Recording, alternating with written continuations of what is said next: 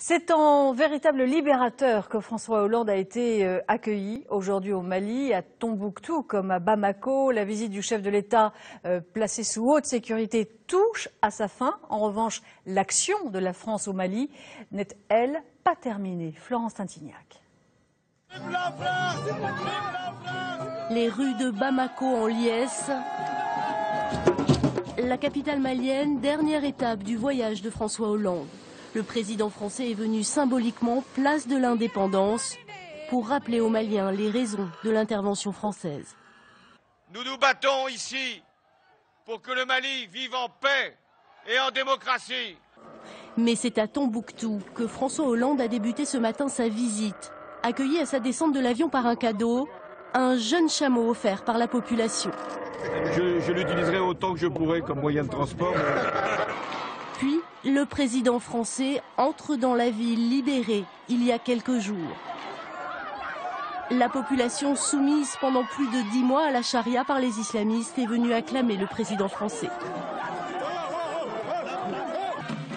Une incroyable ferveur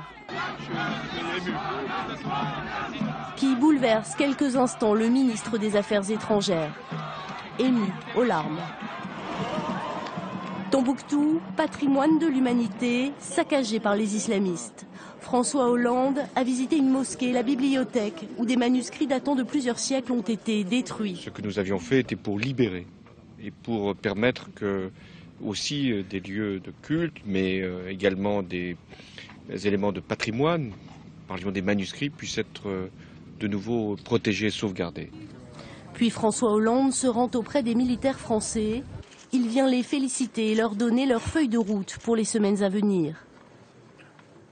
Les autorités maliennes, et c'est leur responsabilité, veulent retrouver l'intégrité territoriale qui à un moment leur a été ôtée. Et donc nous serons à leur côté pour, plus au nord, finir cette opération. Les autorités maliennes vont aussi devoir préparer l'avenir politique du pays. Elles devront organiser des élections avant le mois de juillet 2013.